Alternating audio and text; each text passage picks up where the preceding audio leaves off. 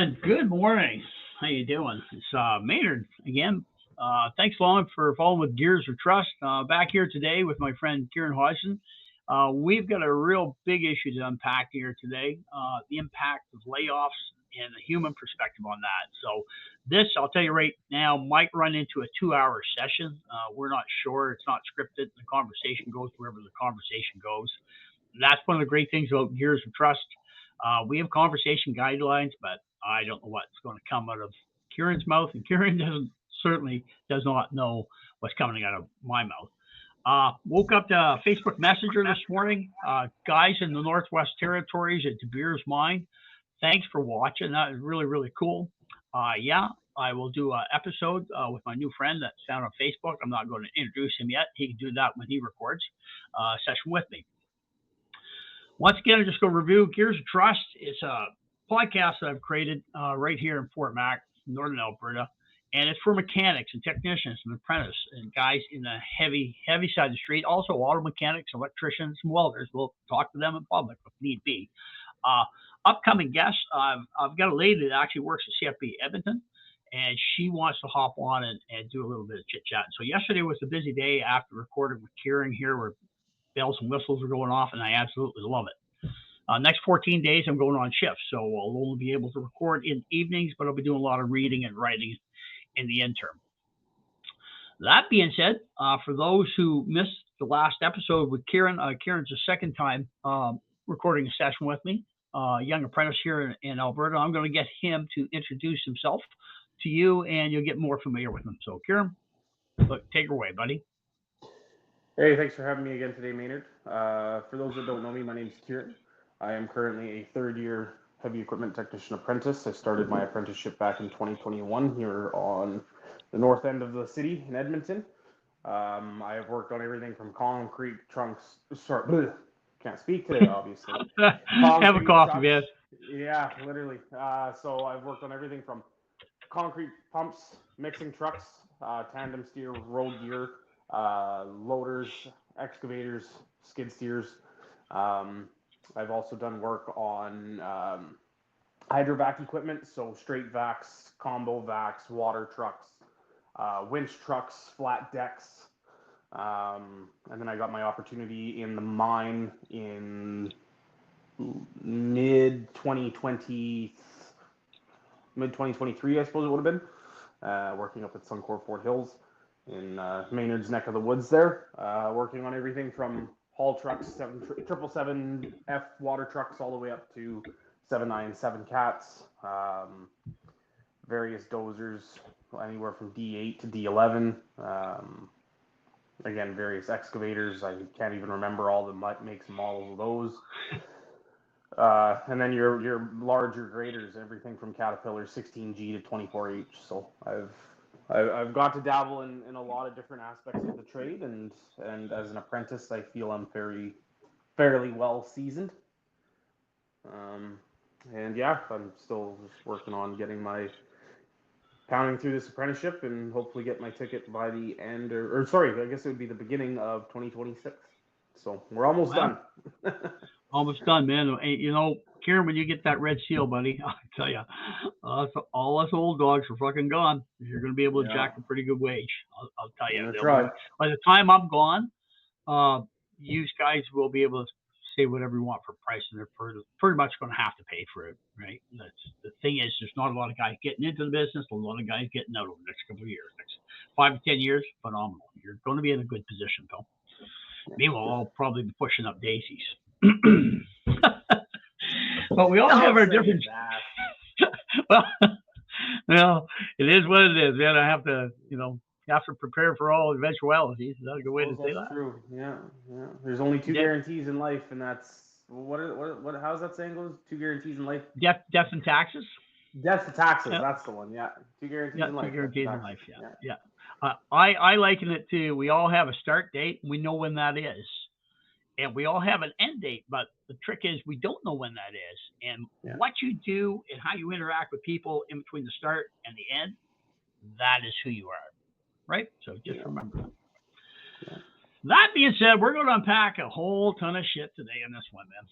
It's going to unpack some personal crap for me. I don't know if it's going to unpack some personal crap for Kieran, but we're going to talk about the impacts of layoffs and human perspective. Uh, I've been in the workforce for 50 years, and guess what? I've been hired, I've been fired, I've been laid off, I've been screwed, I've been dude, I've been done, I've been blessed, and I've been honored. I've done every spectrum of the job market that you can think of. Uh, so, Buck, and let's just jump right into it, man. So, emotional effects and psychological effects of layoffs on employees. We're employees, so we're working for the man. Kieran's working for the man. Kieran, fucking take her away, buddy. Let's talk layoffs. Depression. Well, depression. That's the first one that comes to my mind. Absolutely. Yeah. It's so. You get a layoff. Emotional and psychological effects, and the first thing you're going with is depression, eh? Yeah, oh yeah, easily. I mean, as mechanics, obviously you mentioned physical. As mechanics, we got to keep our bodies in decent shape and decent running order. So I mean, you go from pulling heavy weight to sitting around doing nothing for 2, 3, 4, 6 weeks. It's tough once you do get or find employment to get your body back into that, because 9 times out of 10 you hit the ground running again. So yeah, usually. But I mean, being a wrench, that's the way. Yeah. So, and I mean, but for me personally, it's you work your 14 on or 14 off shift, and you're used to having 7 to 14 days off, whichever it is. If you're 14 and 7, 14 and 14, 7 and 7. But I mean, so once you get kind of past that 3-4 week mark and you've been applying for jobs, I mean, for me, I'm currently in a layoff situation, and you scroll through Indeed and journeyman. If you got your ticket, you can get a job whatever you want. You can do whatever you want. So you're laid off right now, eh? Yeah. You're laid off right now. So where was your last place of employment? So my last place of employment was CWE, heavy duty. Oh actually. Yeah. There you go. And that was when I was up in the mine. So was that a bullshit? Was that a bullshit layoff where fucking you pissed somebody off and they laid you off, or was that a legit laid off where they lost work? It was me and every other person in the company, along with except for his longest standing journeyman in the company. What happened was I came home to go to school at the end of my set in December of 2023. Yeah. And I started school for my second period at NAIT, January 8th, running to March 1st.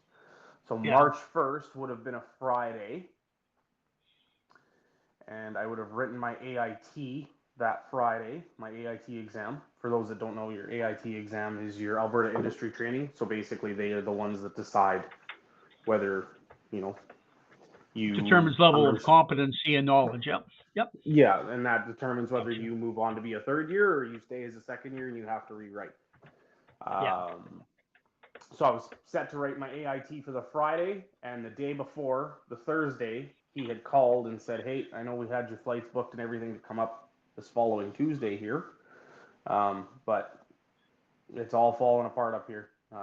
And then from what I was told from under the grate, I don't know if there's any truth to it or not, or another company, which I won't mention, from what I understand, they underbid the company that we were subcontracted to at Suncor Fort Hills by some millions. Again, I don't know if that's true. I don't know the exact characteristics or logistics of it, but that's what I was told.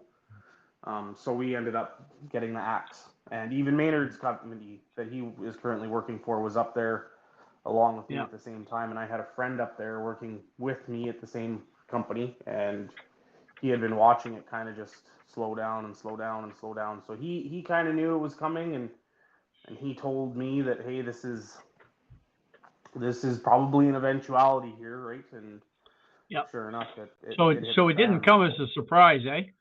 Didn't come as a surprise? It didn't, but it did. I don't know if that makes sense, because was one of those things where you're being told one thing from the man and you're being told another thing from the guy that's, there every day, right? So, Yeah. you kind of want to give the owner of the company the benefit of the doubt, Yeah. and then it happened, and I kind of thought, well, I hate to say I'm surprised because, like you said, I kind of have been being fed this insider info for some time, and yeah, so when it happened, it was just like, well, that sucks. That's shitty, So It was great. how'd Shy take it? How'd Shy take it? Because it's just not you involved here. Like, so what did And Shy think of this? that's another point of our topic today is how does it affect others, right? And it's huge, right? It goes from changing the family dynamic because she had got really used to my schedule, me being home for 2 weeks and then me be gone for 2 weeks, right? So Yeah. me coming home, it kind of threw her off her game, not necessarily in a bad way. I mean, maybe, I don't know. Yeah. But no, it for her it sucked because she saw me then at another low point in life, and then like I mentioned, the depression part of it, where it's fine and dandy for the first 3 or 4 weeks sitting at home and collecting EI and trying to find a job, but then you've gone and you've applied for 45, 50 jobs and you haven't heard anything back. You start to wonder, am I good enough? And why am I not being selected, not only for a job but for an interview? Like, what have I done wrong? I feel that I have plenty of experience in different aspects of this trade, and it's extremely trying for me anyway to be able to get an opportunity for even an interview. And I don't think it's a trying thing for just you. Like that goes to fucking everybody, Kieran. That goes to everybody. Once you're done here, I'm gonna tell you a little story about how I got myself fired. Fucking over at Syncro. That was a lot of fun that night. But yeah, when stuff like that happens, that's normal. The first thing you do is you turn inward and you say, well, fuck, what did I do wrong? And that's why I asked you at the start of this, is this a bullshit layoff, or did you legitimately laid off? Because I've been terminated over personality conflicts and ambush and politics. I have been truly laid off at companies. I have laid people off because I owned a restaurant for 5 years. So I've laid people off. I have fired people. I have been fired. I have been hired. I've fucking done the whole 10 yards on it. So just to reinforce something with you here, it's not a bad thing to look inward and say, fuck, is there anything I did wrong? Trying to find something to take accountability for. Yeah, that's right. And that's how you go through a process of self-improvement. But sometimes it's not you. Sometimes it's not you, right? I've seen in my work history where a lot of guys have been laid off, and it was simpler than firing. Because as soon as me as a company, I fire somebody, I have to have my ducks in a row. I have to have just cause. I have to do this and I have to do that. And you can fire anybody for no reason in Alberta. You just have to be prepared to pay what you owe them in severance and stuff. Right? I guess, which leads me to another part of the conversation, one of my terminations, but I'll touch base on a self-terminating process I went through. So let me see. I came back up into the sands. Wow, man, this time went quick. It came back in the 19s, and I went to work for KMC Mining. And I was on a shovel crew with KMC at Base Mine Suncor. North American underbid the contract, didn't get the overburden contract. So then KMC withdrew from Suncor Base, went to Syncro to do reclamation and looking after stuff up at Aurora. So I went from shovel crew to everything crew. That makes sense? I was doing tracks, I was doing rock trucks, I was doing excavators. We didn't have any shovels in the dig. Oh, yes, we had a couple of shovels, 3 shovels, I think, over at base or in the dig. But the reality is a lot of guys get laid off in that scenario. and I was fortunate enough to be kept on with shovel crew. And what you call this?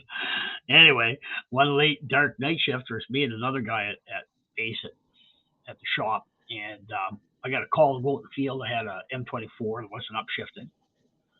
So this is, I'm going to say about 1:30 in the morning. So we're in the service truck, and I left my partner at the shop, and he was into a brake issue on a 793. And off in the pit I go. And fucking, so buddy couldn't upshift off a third. He was stuck in third gear. Well, it was pretty complicated and high tech. So I dug all the Hershey chocolate bars that were melted in the fucking day shift, and it actually prevented the push button on the joystick from going down.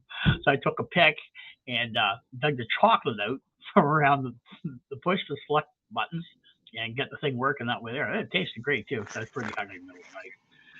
So from there, my buddy Michelle, he asked me to stop up on the dump and look at a 793. The guys on day shift had tagged out the haul truck for a leak on an airline, and he ordered up the part. And when he went to order the part on CIS, it came up as a grease line. So I said, yeah, okay, I'll stop the dump, take a look at it. So I rolled up my service truck. There's nobody in the dump, 2 in the morning or whatever. I stuck my head in underneath the fucking lock valve. Didn't see no tags, air leak here, fix this, locked out or nothing. Well, for crying out loud, here we go, at 2 in the morning, let's go find the hose thing, right? Mm-hmm. I should have looked at the picture on CIS so I would have known which hose to look for, but stupid me. So anyway, I grabbed the hose off my truck. yeah, I grabbed it. You pay attention because it's just an easy mistake to make. Yeah, right. Yeah. So anyway, I threw my air hose on, fired up the ZMAC. Away we go. I get lots of air. Great. So I hit the valve, load up the air system. And I listen, and I look, and I crawl, and I look, and up in my engine, and back in behind the cab, and I look, and I listen. Well, I said, well, I'll fire it up, right? Let's see what goes on. So I fired it up. She come to life, and as soon as she come to life, she started to roll ahead. Guess what I use for a wheel truck? That's right, my service truck. So I guess apparently you're not allowed to use your service truck as a wheel truck because I didn't do a safe approach in the haul truck. I didn't lock it out. She rolled ahead, bang, bang, stop. Anyway, I backed it up, 2 wheel trucks on her. Reported myself, and I got myself fired. We're down in the middle of the night getting a drug test, and the safety officer gets up, and he's ramming me. Why'd you do that? Why'd you do that? Why'd you do that? And I like explain to him, man, it's just like your first kiss, you know. All I want to do was to kiss a girl. Next thing I know, her blouse is off, and I'm going to be fucking dead. So you tell me how it happened. Right? I ain't got a fucking clue, eh? So I got into a big fight with the safety officer at 3 in the morning while getting drug tested at Can-Am and at Fort Mac. But like, it's just one of those things that happen. You know, the highway to hell is paved with good intentions. Anyway, there we go. We go through the process. So the trainer figures, he said, well, I'll help you out here, Maynard, and say that you weren't checked out at 793s. And that's why it happened. So now when fucking Syncrude gets a hold of this, I didn't lock out properly. I didn't do a safe approach in the truck. I wasn't checked out on that piece of equipment. So there's 3 golden rule violations there, and they punted me. They had no choice. The piece, the customer, the client, they had to. Mm-hmm. But I was given what you call it, given a termination notice, and with a stipulation to reapply in 6 months. So I go back to KMC. So I got myself fired, which was kind of cool. Which is neat. And you know what? I did go back in a previous time, which leads me to Mater here right now. So, do you have any ideas or stories you'd like to tell us about a layoff you weren't too keen on, or a firing? Have you ever been fired? I guess let's go there. I've been fired. I've been fired. My second year company that I worked for, you know, it was one of those things that they expected more out of a second year than I feel that a second year should be able to produce. Yeah. You know, and it ended up turning into kind of just left a bad taste in my mouth for the apprenticeship itself, because it was like Well, okay, so was that a confrontational issue you had with management when they shit canned you? So you're doing 2 years, you're a second year apprentice, you're Yeah. doing fucking above and beyond. So Yeah, did you we're trying confront to. management on this and say, did you confront management on this and say, hey man, this is like a bullshit.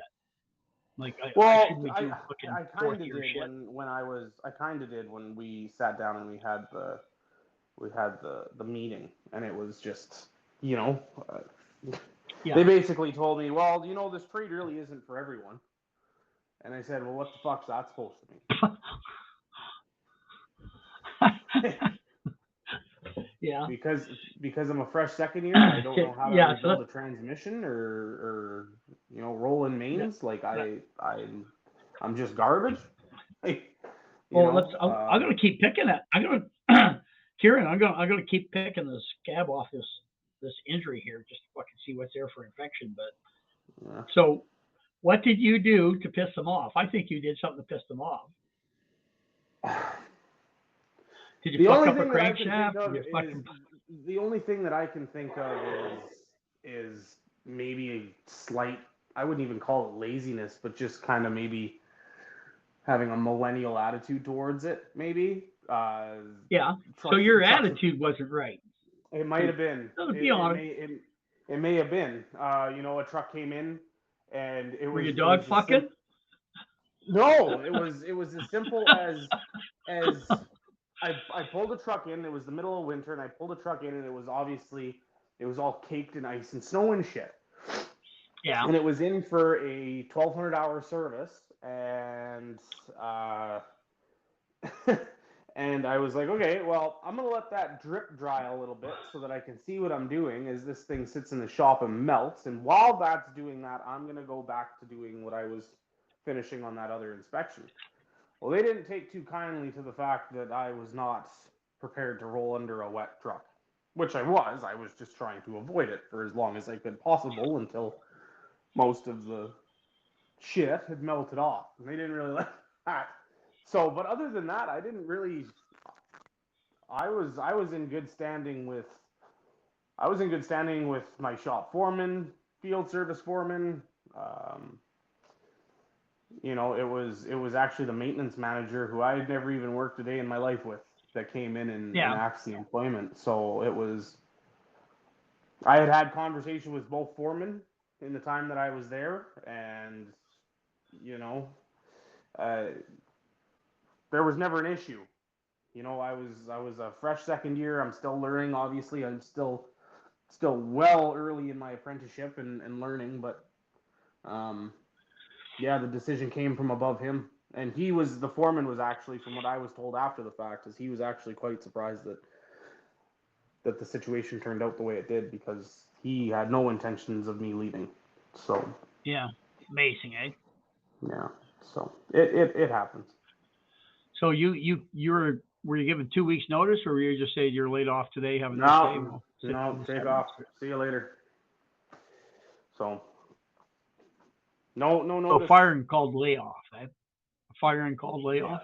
Yeah, pretty much. Yeah. And how'd Shy react to that?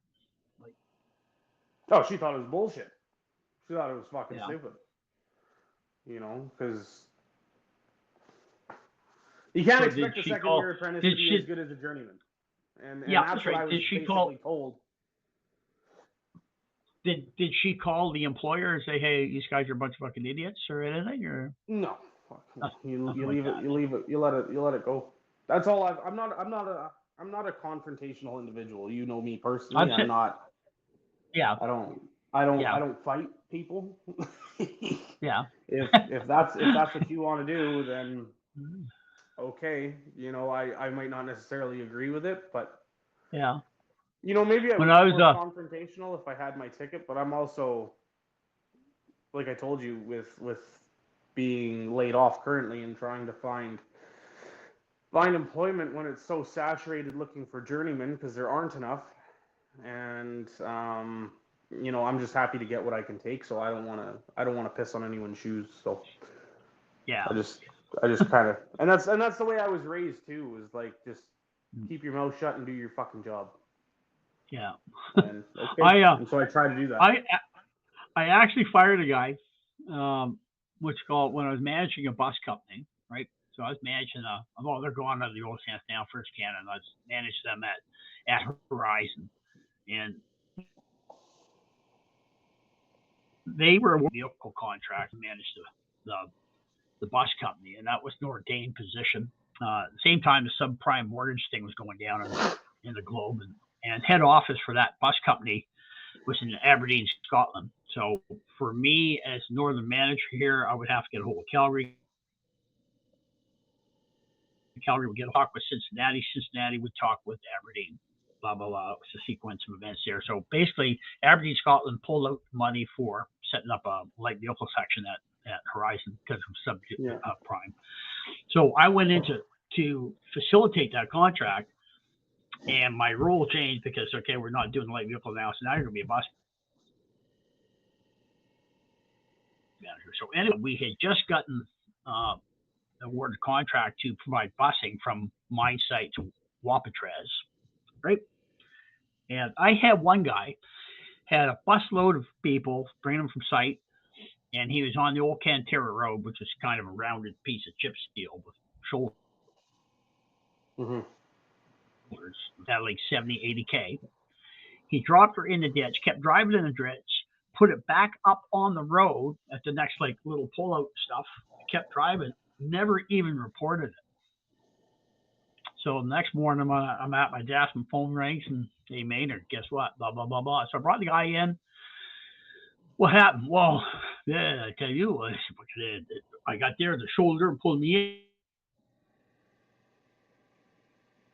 If I had to put it went in the ditch and I drove and I got back up, he says, no one hurt, no harm, no foul. Bang, do not pass go, do not collect $200, right? And I terminated him. Yeah. Within 3 hours, his wife was on the phone to me. I couldn't believe it. Like, terminated guy and his wife's on the phone to me. I know it had a dramatic impact, but that's just liability when you take a highway coach through the ditch for a fucking quarter mile and bring her back up.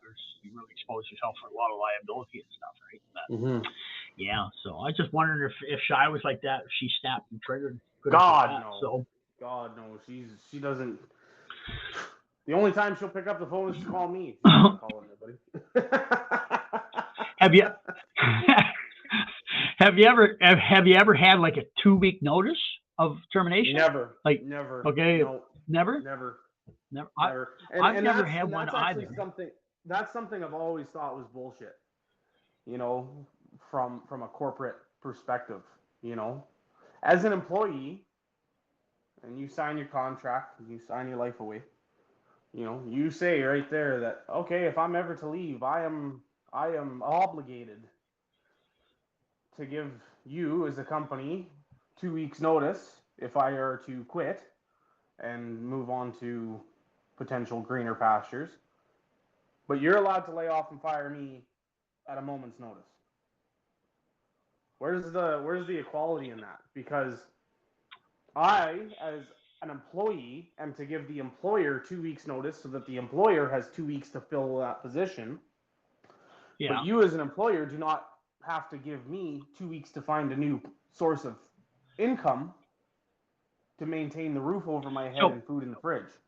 And I've always. But if you're going to part ways with an employer, right? Okay, so you said I've had it with this place. I'm going to the next place. Yeah. And you've had it with that guy. Alberta's got that law where you as the employer is supposed to give 2 weeks notice, but you know what? If you don't give 2 weeks notice, what do you think is going to happen? They're going to fire you? So, yeah, I'll like Bob Coffey, I love you. I can remember when a gentleman named Bob Coffey back in New Brunswick when I first got into the car racket. We're at a place called Jim Thompson Pontiac Buick, GMC, and we were flat rate. Bob Coffey was taking the fucking screwing up the ass on flat rate. They'd point one of them in this and point two of them on that. And he got pissed off, and the Chrysler dealership up the shop, up the road, was like a block away at Elm City Chrysler. Bob Coffey got pissed off. Fucking give Gardner at the service desk the finger. I'm going back in 86, I think, 85 or 86. Give guard at the Finger, which is the owner's son of the dealership, the car dealership, left the GM dealership and pushed his toolbox right down the center of the fucking road to the Chrysler dealership. And Bob stayed with the Chrysler dealership for quite a while, then became a teacher with the province of New Brunswick too in his part time. But yeah, pretty cool dude. But if you're leaving the company, you made that decision. You fucking give her do her. Like a 2 weeks notice is no big deal. It's an inconvenience to the company, but at the end of the day, that company, they don't love you or you don't love them. So at the end of the day, you've made the decision to move. There's no sense putting yourself through the anguish, right? And 90% of companies, you're just a number. So yeah, when we bought the restaurant at Manning Crossing, the existing owner of that had to give everybody layoff notices. And when we sold it, we had to give everybody layoff notices. So those people had 2 weeks to prepare to go to another restaurant or to reapply at the next owners of that restaurant, right? So it's a franchise owned thing. And I know some of the folks, were fucking mega stressed when I made the announcement that we're selling the restaurant. So I can only imagine what Scott was like when he sold the restaurant to me. And then the staff I had was interviewed by the new owners. So they immediately had an application coming into it, and then they could decide who they want to keep and stuff like that. Yeah. So yeah, but it's not from the employer perspective. In that case, there are mass layoff when you have a massive change in operation or business. It's not a good feeling to look at people that you work with and that's helped you along your way, for 5 years in life, and you got to say, hey, well, guys, I'm changing gears from this to that. And it's a parting of the ways. And, we've got servers and cooks that were friends that we made friends with over 5 years that still contact Debbie all the time. Those friendships carry through with life. But it was hard for some of them. And some of them deserve to be laid off, but that's life. But it's not a good feeling doing it from a management perspective, and I know layoffs not looking good from a receiving perspective. But I'm like you. I have been laid off, but I've never got 2 weeks notice. Never got 2 weeks notice, and no, I think and that's where I feel figured out now. That's where I feel like the depression falls in, right? Is your, like I said, the first 2 weeks off is cool. You get to hang out at home with the dog and catch up on some of your TV shows. But I mean, after that, I'm running out of money, and especially in today's economy where, my EI is only paying $2,300 a month, right? So it's just a tick over. It's just a tick over minimum wage. So I mean, by the time I pay the rent and I put food back on the table and I pay all the other bills, it's like I don't have a lot of money to put into savings towards buying my own house and doing my own investments. So all of those thoughts just start to snowball, and it's like, when is something gonna strike and actually hit and stick? I mean, eventually, right? That's the goal and that's the hope, but it can be very frustrating and very mentally taxing for sure. Emotionally devastating, eh? Like, it really is. It beats up your beats up your self-esteem pretty hard. So fucking hugely, yeah. So what do you do to get that self-esteem back? What do you do? What do you do, man? Lately, for myself, I've just been kind of, and I mean, it's super recent for myself. I've just been trying to keep myself preoccupied by doing other things, like going to the gym. Once we're done here for today, I'll probably just go to the gym and get a good workout in and try and clear the mind, right? You got to try and keep yourself busy, and you got to keep your chin up and hope that someone's going to call and that phone's going to ring. Because as an employee and as an applicant, all you can do is apply. You can't hire yourself. You can't give yourself an interview, right? So all you can do is make sure that your resume is up to the best par that it can be, and you submit it, and you type up a nice little cover letter, and you submit that along, detailing and outlining your current experience. And then you literally, all you can do is wait and hope, right? So you just gotta keep your chin up and reassure yourself that you are enough, and that someone will eventually appreciate and recognize the And give hard you work. that break. Yeah, the hard work and the blood, the sweat, the tears, and in our trade, the thousands and thousands of dollars that you've invested into tools and schooling for it, right? So, Yeah. someone's That's eventually one going to thing about recognize that. the mechanical trade, man, that I don't think is right. Like, we fucking drop major bucks on wrenches and tools to no fucking end, right? And there's no tax breaks on that. Even as an apprentice, you get a little bit of a tax break. A little It's bit, bullshit. yeah. It's I mean, absolute bullshit. I've probably got easily 10 grand of tools in my garage, right? Yeah, They're you're just an apprentice. You're just and an I apprentice, don't right? even, I'm not even done. Yeah. You're not even done. You started the journey, right? And I've got the you're basics. probably not running all Snap-on and Mac and Matco shit, right? You're probably I got running some stuff. Princess Auto and fucking. I've got some Snap-on stuff. My 3/8, I've got a 3/8 impact and a 3/8 electric ratchet that are Snap-on. I've got a half inch Snap-on. I've got Mac sockets. I've got Snap-on pry bars. I've got I've got a Snap-on 36-inch breaker bar and a 24-inch 3/8 drive ratchet. So I do have some Snap-on and some Mac, but God, I'm in no means in crippling debt, if you will. Yeah. For tools. But that's a wise way to go. Hey man, there's guys are looking like hooked on crack on the truck comes tool trucks, man. Like, it's not good. Yeah, it's not good. Oh yeah, no. It's like you walk in there and everything's shiny and oh my god,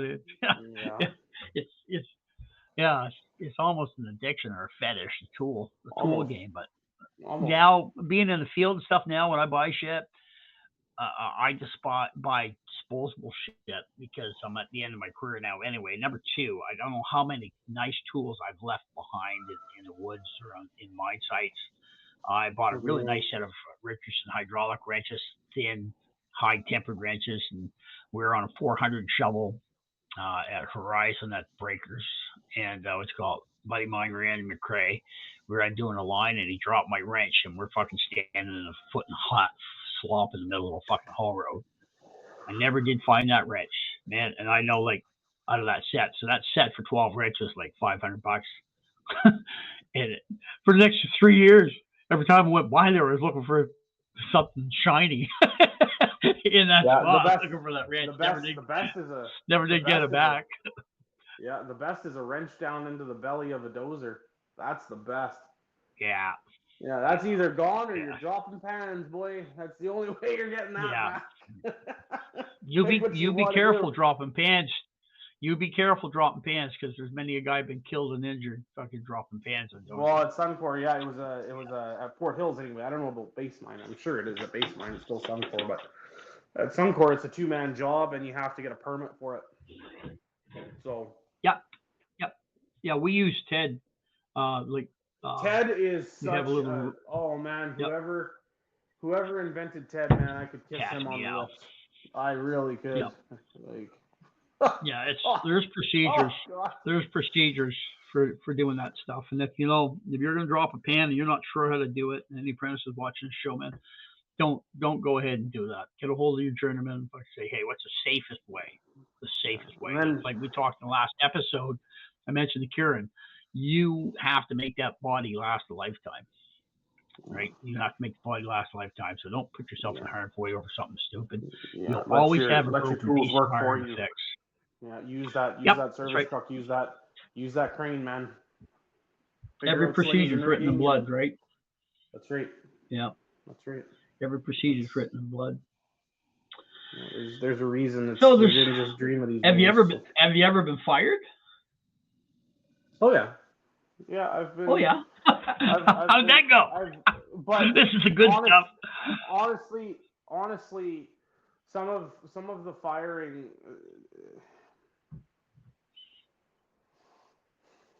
Some of the firing has been. It's a me or you thing, man. I'll tell you, firing like I am such the type of guy. I'm the type of guy that people either love me or you will hate me. Like I don't have I feel people I I'm the know same though. in I do between. Does that make feel. sense? So when I've been Yeah. fired, either it's a me don't like you issue, it's a you don't like me issue. I've never Yeah. been fired for workmanship. I've been fired for attitude, and I've caught big attitude with some people. It's other people I'm really really good with. So if you love me, you will fucking love me 100%. And if you hate me, yeah, I'm not gonna have any Yeah. questions. No, There I've won't be been any let questions. go, and I don't think it was honestly. Personality conflict? No, it was the employer or the man in charge doesn't believe that I am at a level that I should be at for the amount of money that I'm being paid. Yeah, And okay. that's So in you town. don't feel I've never worked a mine job that I've gotten fired from, and I was yeah. making considerably more money at the mine than I ever was at any job in town, working twice as Yeah, much but and twice as hard. two two total different businesses because when you get in a small Yeah, business in towns that they use their mechanics like we use here impact guns. Spin the living fuck out of them, don't lubricate them, and when they're burned out, throw them away, grab another, right? yeah, And that's it in like so I'm an auto guy. When I got fired at mine site for using my haul truck as my service trucks as a wheel truck, I instead of going back to mine site, I said, look, I just need a break from mining because we were playing the COVID-19 game then, right? yeah, And yeah. one of my buddies that was automotive at KMC then, he was on a diversified bus, and we just started the COVID-19 driving Miss Lazy fucking game, which is a total crap of shit. So Ryan gets on the diversified bus and he sits in proximity. So when you went on the bus, you were allocated the seats. The driver would say fucking 52, you 42, you 44, whatever. So you sat on the bus and you had a one seat perimeter around you. So Ryan got on the bus. Ryan got on the bus and what's called he sat down, went to site, then he got contacted by health, and health said, well, you're in the proximity of somebody that tested positive for COVID, so you got to go home for 2 weeks in quarantine. Okay, so he just come on his 14 days off. He got on the bus. Now he's got to go home and quarantine for 14 days off, right? Yeah. Before he comes back in rotation, he's got 14 days off. Are you doing the math here? So we got 12, 14, 28, Yeah. right? 42 days off. And then he goes back to site for his next rotation after 42 days off, gets on the bus, goes in, gets called by health, and guess what? Sat by somebody with fucking COVID again. Are you following me here? 14 Yeah. days again. Now we're to 56. There's another 42 Then days. he's on there. and then he's on, so he's at 56 days, and then he's got another 14 before he can go back to his regular shift because his scheduled days off. So 66 and 4 makes 70 days. That went down on Ryan, and I said, I ain't doing that. So I went into town and I did lift kits and I did performance mods and DPF deletes as an auto guy because I can go heavier auto, right? Mhm. And I went to a small mom and pop shop that I didn't have to wear a mask. I didn't fucking play any of that game. I never got vaccinated. And ironically, that's when I got COVID. I don't know if you remember that. I got hospitalized in Northern Lights. Yeah. I got COVID, and I got put in a hospital for a week at Northern Lights under oxygen in the full game. During Omicron, the virus Omicron, that wave went through, and that was the busiest it got. I had that entire COVID ward to myself. I had 6 nurses waiting on me hands and foot. I had 3 students that were poking me on a fucking hourly basis just to get their books signed off and poking people with needles and testing. And I sat there. I did. Oh yeah. I'm just, you know what I'm really glad about? I'm glad they weren't training proctologists. If I can tell you that, 7 days of that would have been fucking Holy painful. fuck. I sat there and laid on my back and watched Jamie Davis pull Rex out of the fucking ditch for fucking 7 days. When I was done, I had a strange desire to operate a 50-ton rotator. I don't know where that fucking come from. Right? Yeah. But yeah, no Yeah. kidding, eh? Yeah. And I know Debbie Welcome was to scared being as laid fuck. off. Yeah, I am suddenly a TV trained wrecker operator here now. Yeah. Yeah. So that's what I I'll get did that thing instead back of on going its back. Yeah. So after 2 years, Brutal. Oh man, you see lots of cool rigging now that you know about how to rig for lifts and stuff. When you watch Highway to Hell, Yeah, man, that's I like could rig up a rigging. snatch block like right now. I really could. Yeah, when you watch rigging See on that that, the tree first over thing comes to there? mind. say no, say no to drugs, people. Say no to drugs, Yeah. right? Like, Fucking hell. hey, where'd you come up with rigging? I don't know. So Oh anyway, man. from there, I went back to the oil sands. So I had it with the a mom and pop organization. I wanted some freedom, so I was doing like 5 days on, 2 days off, the old conventional work week, and working on Saturday mornings. And it was just like after 2 years of that, I said, yeah, I remember where I liked shift work. And ironically, I went back to KMC at Base Mine, and I was the only guy looking after true shovels and their excavators and stuff there. And then when it come down the pipes that they're going to reduce the number of contractors, I was a junior guy at KMC in the shovel department because with 955 operating engineers, a union. So I got laid off, and then ironically, one of the guys that was with Mater working for KMC at the time, he told me they were manning up shovels right across the way there. So I applied with Mater and jumped on board and been with them come up year and a half here now. So it's been great as far as that goes. But yeah, wow, it's fucking brutal. It's like you get laid off in the middle of the night. So I got home. I remember when I fucking finished the drug test and he dropped me off at the house and I tried to sneak into the house at 4:30. Debbie's really sharp. What are you doing home? I said, well, I'll explain to you in the morning there. I said, I'm not hurt. Everything's good. So, and it brought her up to speed. Debbie, God bless her, man. She just like, if she gets stressed by it, she hides it really well. She's, oh, well, Maynard, you're going to stop this. Well, it is what it is, right? Yes, I'm dear. Maynard, right? Yes, dear. That's what I do. That's Yeah. just what I do. So getting fired, I'm trying to think. I don't think I've ever been fired. I've been underhanded pretty hard. Oh, yeah, I have been fired. I've been technically fired, but there's a big story in behind it. I think, for me, the most traumatic firing was at Horizon as a shovel team lead. That was fucking. When I come out of that deal, I felt like a rape victim. Honest, I felt like a rape victim. I guess a precursor to everything. I Violated. jumped from that bus. Yeah, I was violated. I was done dry on that deal.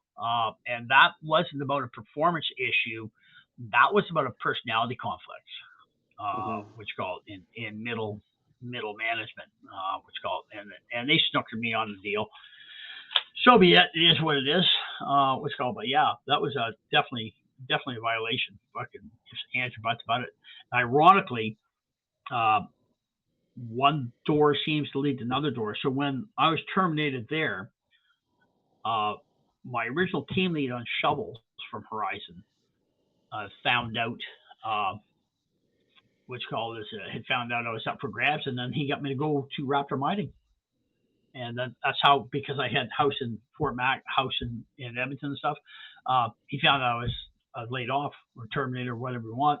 And my as Boyce Wellman would say, my visit to the corner office didn't go that good. So I went into Raptor Mining and did components and worked with a bunch of apprentices, stuff like that down there. Yeah. And that was a good experience. I've met some really good friends that I've carried through to these days here too. Almost everybody on my crew I still talk with. Right? Yeah. Which is really, really neat. Really, really neat. Well, so that being said, so looking at layoffs, right?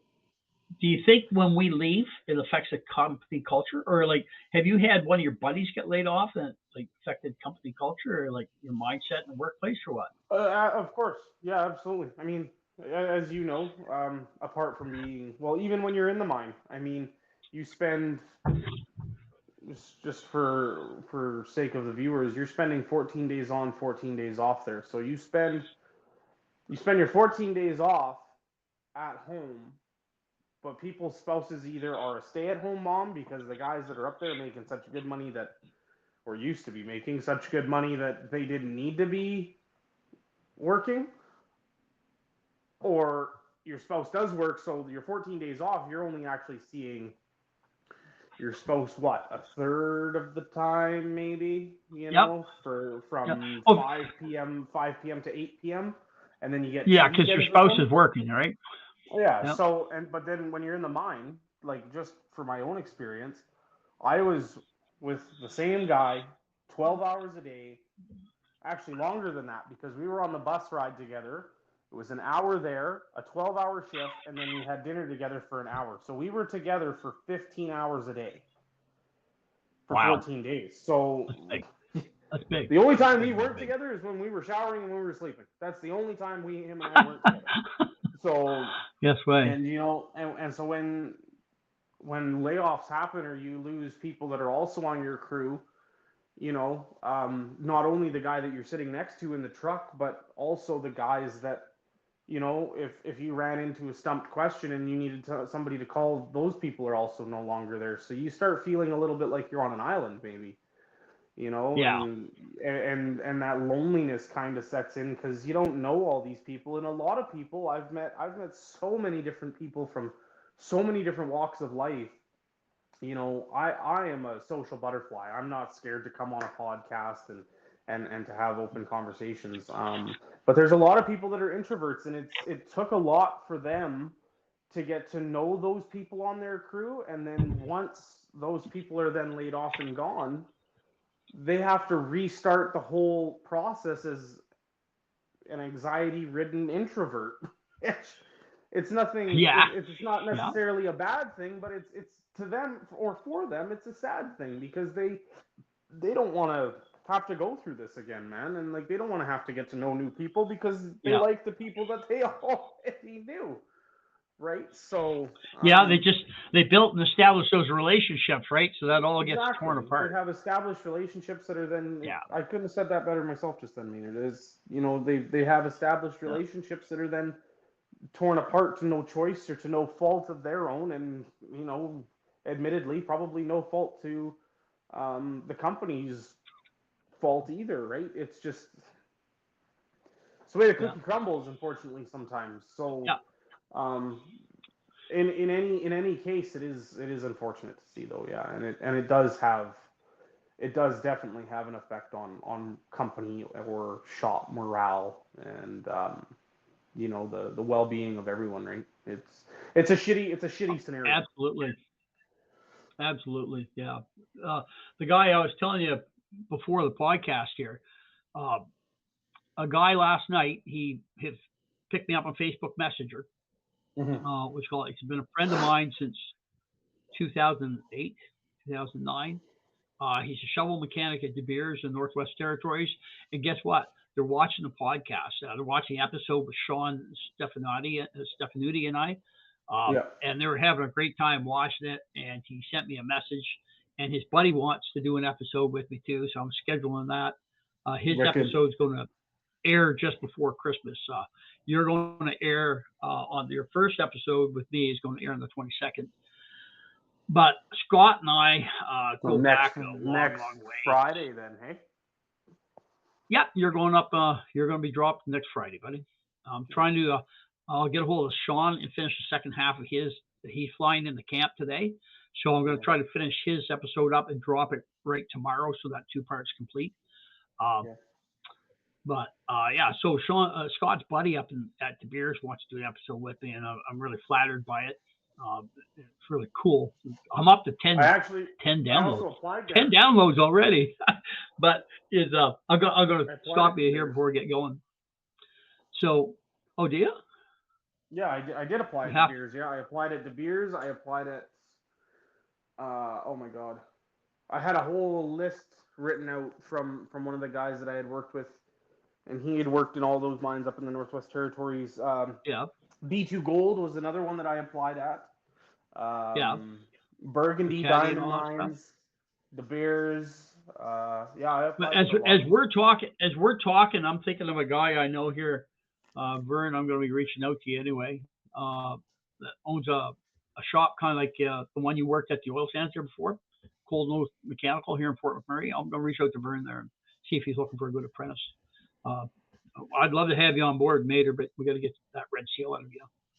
Yeah, I'm working on I'm it. going to go back into. I have all the third year books right now. Like I mentioned in our last episode, I have a buddy who just completed the program, and he was kind enough to donate me all the books, so that saved me a little bit of money there. Yeah. I'm currently in the 4-year program, but I've been heavily considering dropping it just so that I can get that Red Seal faster, because you would be a great informator, and I feel like I could build a really, really strong and lengthy career with them. And are you ready? Are you ready to challenge? Are you ready to challenge off-road? Not yet. No, I have to go through the books. I was actually going to start going through the books here this week. Now we're already into Tuesday, so I might crack into them later today or tomorrow. We'll see. The Oilers play at 5, so that takes some precedence for me. I gotta watch them lose here to the Sens. Fuck, that was pathetic last night. Oh, primetime hockey is not our. We lost 3-0 to the Devils last time, and now 3-0 to Montreal. It's no more hockey on Mondays. If there is hockey on Mondays, leave it. That's what happens when you get your. That's what happens when you get your goaltenders from Timu, buddy. Fucking like. I don't want to talk. I got to sign Skinner and I don't want to talk Pickard, about that. like, oh man. Yeah, let's get off that, because now you're making me upset. Okay, moving on. But yes, no. As far as the exam goes, no. I want to go through these books. I would really like to just challenge that exam. From what he told me, that the 3rd year course is actually harder than the exam itself. So I would really like to just go through these books and then just pay and challenge the exam and hopefully be successful with it. And then I'm still short on hours. Open some doors for you, buddy. You let me know. Let me know. I will open doors for you. No ifs, ands, buts. I appreciate that, good sir. If there's any mechanics, off-road dudes there that are not happy doing what they're doing, and you want to jump ship and open up a whole new world for yourself, get a hold of me too on Facebook, right? So I've got connections. Good company to work for. If you don't mind working. If you're dog fucker, you better stay where you're too. But so going back to the emotional connections within that team, let's call it. So my buddy up in De Beers, and that's what I was going with. Like, we were one of the original shovel crews at Horizon, and I got terminated. We both went from twister wrenches to lead hands, team leads, and that department actually self-destructed within itself through hierarchy and guys backstabbed each other and all kinds of good stuff. And Scott got terminated. Daryl got terminated. They just fucking terminated all their team leads. They took the shovel department, collapsed it, and put them in the truck shop. And it's a totally different world out there right now. But those nights at 40 below, when your fucking fingers hurt and the other guy's out of the truck with you and you're trying to get shit fucking done, that's where relationships get established, because you know the guy's got your back. That makes sense? Yeah. Brothers in arms, man. So you starting your career. Yeah, and when those guys get laid off or you get laid off, you get fired, there's emotional fucking carnage for that every time. And you know what? Seriously, companies don't care. I'll tell you, companies don't care about your. They have HR departments, and the perception is the HR department's concerned about your mental health. That's a load of fucking crap. HR department is there to ensure that the company doesn't get sued, and they can terminate you or discipline you as quickly as possible for control. Nothing more than that, than control. And you take the one Mind Tight that does the jabber job, that's control. That's nothing else to do. So if you think the HR department's your friend as a mechanic, no. As soon as you go to HR, you flag yourself. Oh, this guy's a troublemaker. He's going to make trouble for us. He doesn't like this. He's not this. He's not that. He's not this. You get some companies that are really, really woke, and if you offend somebody, punk. I knew one guy that was at a lunchroom in the mine site here. Him and his buddy were acting like they were gay, and so on and so forth. You know how guys play out all the time? Yeah. Someone else was in the lunchroom, was offended by it, got a hold of HR and had the two of them punted. If you can believe that. That's fucking brutal, eh? So as you start your career, pal, know your audience, right? Be aware. Be aware. Like, know your audience. Ironically, I'm talking like this on my own podcast, but if I get punted tomorrow, that's the way it is. I get punted tomorrow. I'll go work for mom and pop or push out. I've got books coming out. I've got apps coming out and courses coming out and stuff. So the reality is I'm 65. I'm not going to be doing this much longer. I truly enjoy what I'm doing right now. I'm enjoying, fucking loving these Oz guys I can work with. These guys are such a breath of fresh air, and I like the company mindset. And like I said Yeah. on one of our events here this summer to one guy, is that, man, I wish I had found this company 30 years ago. If I was you, what a perfect company to get with, right? Because they're They're just very a breath of inclusive. fresh air. Yeah, they're very inclusive. They're they're inclusive, but they're honest. Yeah. They're honest. Like when you go to here's an HR visit with an Australian company, I fucking tell the guys, fucking they march in. Hey Maynard, you stupid fucking cunt. What have you been doing this time? Who'd you piss off, you wanker? Well, fuck's sake, Maynard. You're such a fucking asshole. You need to get your shit Yeah. together. We're gonna fucking kick you off, wind up in Papua New Guinea, buddy. So you get the fuck back out there and fucking get your shit together. Stop pissing people off. No, Yeah. have a beer before you fuck off there too. Right? It's Yeah. like I imagine that's what my HR visit is going to be like with my Aussie buddies here. But you know what? There's Fuck's not a sake, lot of Mike. political niceties with these guys. There's not a lot of political niceties. These guys feel exactly the dream way. If I'm being an idiot, someone tells me I'm being an idiot. I like that. And if, that's why I'm married. Because when I'm being an idiot, guess what Debbie does? Lets me know, hey, you're not doing that. You're stupid shit, right? I can work under that knowing that I made a mistake, being an asshole, from being abrasive. That's an easy pill for me to swallow. But when we get into the situation where you don't like what I said, I inadvertently offended you or whatever, and then you come around with a knife and stab me in the back, I don't appreciate that crap. So, and Yeah. if I'm working for a company like that, I should not work there anyway, right? Yeah. Because it's only a matter of time before you offend somebody. If you talk and you communicate, everyone can get offended with something along the lines, and I don't Yeah. do that very well. I've worked for some really, really well managed companies, and I've worked with some really, really, really poorly managed companies, and I've worked with really great guys, and I've worked with really shitty guys. I mean, it's gonna happen. Yeah. Hey, sometimes you fucking it's like that meme you see on TikTok all the time. Sometimes you're fucking driving down the road looking at the scenery, and sometimes you're in the scenery looking at the road, right? Yep. And sometimes you're the good guy, sometimes you're the asshole. But if you're doing things, you're going to be involved in things. And those are the guys over my career I've seen that the guys that usually wind up going for drug tests are the guys that are doing things, right? They're fixing something, something goofs up, bang, this blows up, then they break this, then the Yeah. fortune telehandler, they break some rigging, but they were doing things. The guys that sit in the trucks, they never go for drug tests, buddy. Never go for a drug test. I'm Can't. telling you, Not much okay? can go wrong when you're sleeping. No, that's right. No, so fucking, we have one guy. I've seen him in. He had what I call the crane operator's data package from TELUS, right? Like this guy probably had 7 fucking terabytes because all he did was fucking watch videos, right? Imagine TELUS was sending them letters. Listen, we can't afford to have you as a customer anymore because you're screaming too much, right?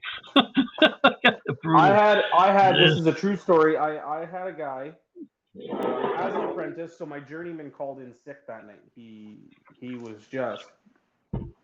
He had it coming out of him on both ends. He was fucking properly sick. So okay, whatever. He's Yeah. called in. I'm a third year apprentice. I've been in the mine 6 months at this point. So not gonna lie to you, I was pretty intimidated.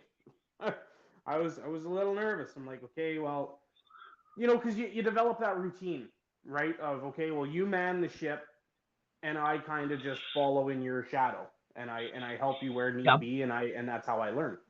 Well, that's not the case today. You don't have me today. You are captain of the boat. You are sailing the ship on your own. So if you need me, give me a call. If you run into troubles, give me a call. Whatever. So I ended up getting put on a PM on on on a 793. Actually, it was a 2400-hour PM on a 793, and I was put on with a gentleman working for. Actually, I probably shouldn't name the company. I was put on with. I was put on with a journeyman working independently with a separate company, and Yeah. I was at that time I was a second year apprentice, and I'm climbing up and down all over this machine, and I finally noticed that the guy that I'm allegedly supposed to be paired up with is there in a service truck. I thought he had just got there. So I climbed down off the haul truck and I go and talk to him and I said, "Hey, so I guess you're working with me." I said, "Okay." He goes, "Yeah, you bet." He goes, "Do you need anything?" I said, "Well, how long have you been here?" He goes, "Well, I've been here for like 2 hours." I said, "Oh, geez." I said, "Well, no, not really." I said, "The PM's almost done." I said, "I just got a couple more things to check. Maybe what I'll do is I'll ask you to hop out and check off the lights because I obviously can't control the lights. Well, I can. It's going to take me twice as long to climb up and down to go and verify lights are working." So I said, "Maybe if I can run the lights, you can just verify that they're working for me." He said, "Yep, you bet, no problem. I can do that." And I said, "Perfect." I said, "Do you mind while I'm here? Can I sign your FLHA?" And he goes, "Oh yeah, you can sign that when I filled it out." We're past lunch and he hasn't even written his FLRA. Like he just couldn't have been fucking bothered to even do so much as Yeah. that. And I'm No like, kidding. wow, like holy fuck, man. Like Thanks for being the team player, right? yeah, Right? yeah. Well, thanks for getting out of the truck to come and check on me. Thanks for coming to. You knew that I'm an apprentice. You knew that I'm out here alone. You were told that at the beginning of the day, and you were told you're to be there to help me out. And I haven't seen you the entire time I've been out here because I don't even know what you look like. I've never worked with you before. I didn't even know what company you were working for. Wow. So I just saw a service truck parked That's brutal. 50 yards behind me, and I figured, well, maybe this must be my help. And sure enough, it was. Yeah. And some help he was. So just a joke. But that being Just a said, joke. Kieran, when you those guys will never change. Right? No, and So this those gentleman guys, was in his and you're going to meet lots this of those gentleman guys, was in man. his early They 50s. just, They're there for the money. but just remember, They're not just there remember they're not there to complete the task. that is the guy. Yeah, but when you outshine that guy technically, and from a work ethic perspective, he's going to be the first guy to find flaw in you to bring to the authorities to have you terminated. 100%. Because you know why? 100%. Because I'm threatened by your presence. That's right. Because you're doing better than me, and you're getting. Well, the problem is becomes so. When you bring the PM back to the team lead, and he sees all the items on the PMs all signed off by you, and technician B hasn't done jack squat. Guess what conversation partakes in the office when you leave? Yeah. Holy fuck! How did the apprentice do all that? And fucking Buddy's not signed it. Where's his signatures? Where's his numbers? Yeah. Does that make sense?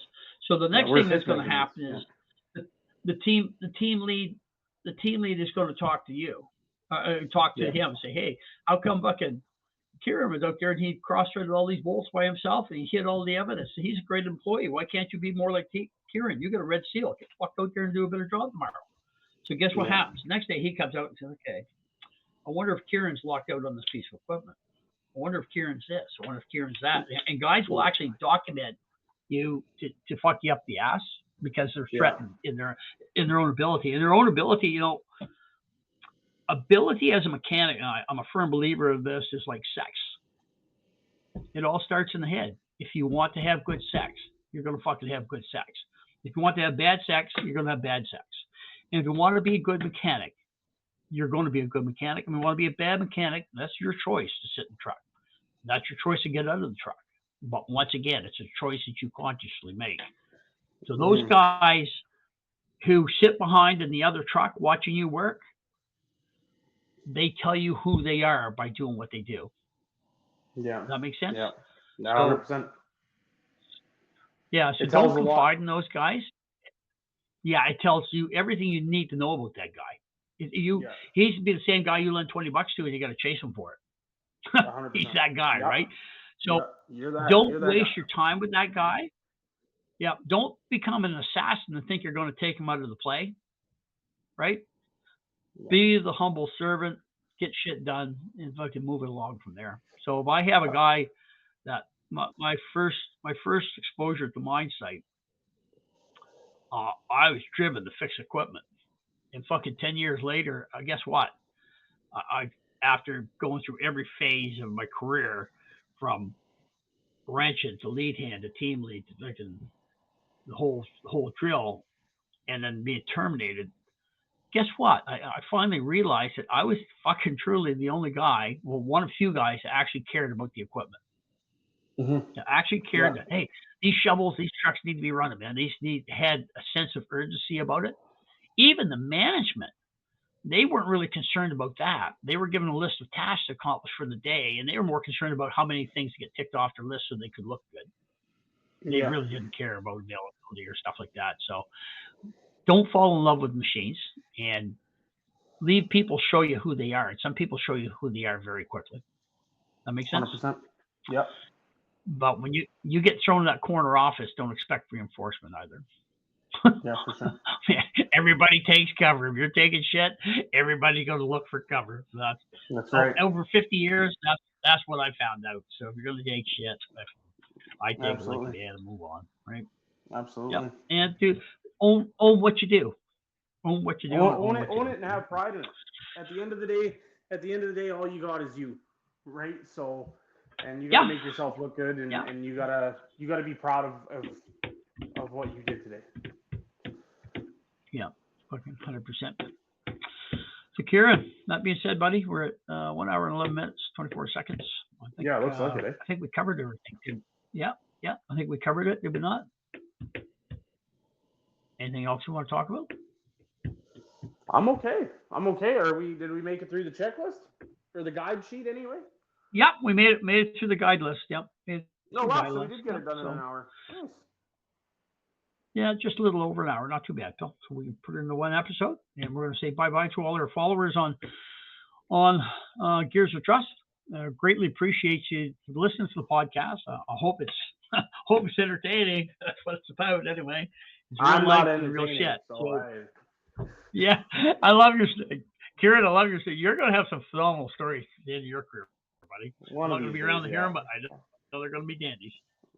Well, anytime that they pop up, I'll tell you. I'm on Facebook. I'm on TikTok, right? I'm on Instagram. I'm on Truth Social. I'm on Instagram. I'm on LinkedIn. I'm on YouTube. And look me up. Gears of Trust, Maynard Tabir. If you'd like to be on any of these episodes, you've got shit to bring to the gathering, by all means do so. I do have AI technology to clone your voice. If you're in a sensitive position where you have to protect yourself, you don't want to speak freely, we can do that. And once again, all you need is a paper bag to put over your face, over your head, and I can replace your voice very quickly. So that being said, thanks for tuning in. Once again, coming into the new year, I will be create a YouTube podcast, a Rumble podcast, and an Apple podcast, right? So that takes a little bit more work in behind the scenes, and I'm still doing 14 rotations right now. Once again, Kieran, thanks a million for fucking joining me, my friend. We got to stay back after the recording here. Yep, not a problem. And if I don't see you before Christmas, Merry Christmas. Cool. You as well, sir. I actually say Merry Christmas. So, all right. Have a good one. We'll see you next podcast. Bye-bye, guys. Cheers. Here we go.